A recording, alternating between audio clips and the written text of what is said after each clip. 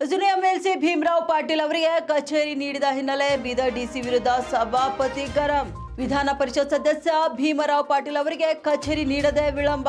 ನಿನ್ನೆ ವಿಧಾನ ಪರಿಷತ್ನಲ್ಲಿ ಬೀದರ್ ಜಿಲ್ಲಾಧಿಕಾರಿ ವಿರುದ್ಧ ಗರಂ ಆದ ಸಭಾಪತಿ ಬಸವರಾಜ ಹೊರಟ್ಟಿ. ಔರಾದ್ನಲ್ಲಿ ಕಚೇರಿಗಾಗಿ ಕಳೆದ 4 ವರ್ಷದಿಂದ ಹಲವು ಬಾರಿ ಮನವಿ ಮಾಡಿದ್ದೇನೆ. ಕಚೇರಿ ಕೊಡ್ತೀನಿ ಅಂತ ಪದೇ ವಿಳಂಬ ಮಾಡ್ತಿದ್ದಾರೆ. ನಾನು ಮನೆ ಕೊಡಿ ಅಂತ ಕೇಳಿಲ್ಲ. ಸಾರ್ವಜನಿಕರ ಸಮಸ್ಯೆ ಆಲಿಸಲು ಒಂದು ಕಚೇರಿಯನ್ನು ಕೇಳಿದ್ದೇನೆ. ಇನ್ನು ಸಾರ್ವಜನಿಕರ ಕುಂದುಕೊರತೆ ಆಲಿಸಿ ಅಭಿವೃದ್ಧಿ ಕಾರ್ಯಗಳನ್ನು ಕೈಗೊಳ್ಳಲು ಕಚೇರಿ ಬೇಕಾಗಿದೆ. ನನಗೆ ಒಂದು ಕಚೇರಿ ಕೊಡಿಸಿ, ನ್ಯಾಯ ಒದಗಿಸಿಕೊಡಿ ಎಂದು ಸಭಾಪತಿಗಳಿಗೆ ಈ ಎಂಎಲ್ಸಿ ಭೀಮರಾವ್ ಪಾಟೀಲ್ ಅವರು ಮನವಿ ಮಾಡಿದ್ದಾರೆ. ಇನ್ನು ಸದಸ್ಯರ ಮನವಿಯನ್ನು ಆಲಿಸಿ ನಾಳೆ 11 ಗಂಟೆ ಒಳಗಾಗಿ ಡಿಸಿ ಅವರು ನನ್ನ ಕಚೇರಿಯಲ್ಲಿರಬೇಕು ಎಂದು ಸಭಾಪತಿಗಳು ಹೇಳಿಕೆ ನೀಡಿದ್ದಾರೆ. ನಾಳೆ 11 ಗಂಟೆ ಒಳಗೆ ಅವರನ್ನು ಕರೆಸುವುದು ಸರ್ಕಾರದ ಜವಾಬ್ದಾರಿ ಎಂದು ಸಚಿವ ಬೋಸರಾಜ್ಗೆ ಸೂಚನೆಯನ್ನು ನೀಡಿದ್ದಾರೆ. ಒಂದು ವೇಳೆ ನಾಳೆ 11 ಗಂಟೆ ಒಳಗಾಗಿ ಅವರು ಬರೆದಿದ್ರೆ ಶಿಸ್ತು ಕ್ರಮ ಕೈಗೊಳ್ತೇನೆ. ಎಂಎಲ್ಸಿ ಅವರಿಗೆ ಕಚೇರಿ ನೀಡದೆ ವಿಳಂಬ ಮಾಡ್ತಿರುವ ಹಿನ್ನೆಲೆ ಸಭಾಪತಿ ಬಸವರಾಜ ಹೊರಟ್ಟಿ ಅವರು ಖಡಕ್ ಸೂಚನೆಯನ್ನು ನೀಡಿದ್ದಾರೆ.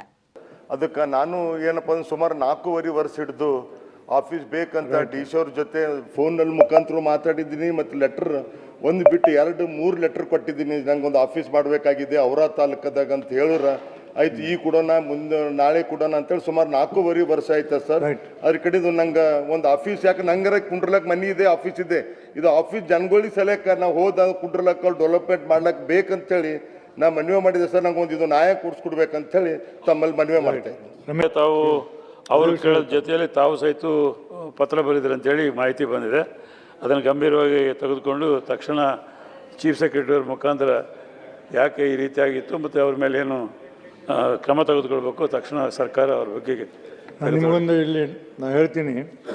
ನಾಳೆ ಆದ ಸದರಿ ಡಿ ಸಿ ಅವರು 11 ಗಂಟೆಗೆ ನಾನು ಆಫೀಸ್ನಾಗ ಇರಬೇಕು. ಈಗ ನೀವು is direction from the chair, 11 ಗಂಟೆಗೆ ನಾವು ಆಫೀಸ್ನಾಗ ಇರಬೇಕು. ಇಲ್ದಿದ್ರೆ ಮುಂದಿನ ಶಿಸ್ತು ಕ್ರಮ ತಗೊಳ್ಬೇಕಾಗುತ್ತೆ. ನಿಮ್ಮ ಜವಾಬ್ದಾರಿ, ಸರ್ಕಾರ ಜವಾಬ್ದಾರಿ ಕರೆಸೋದು 11 ಗಂಟೆ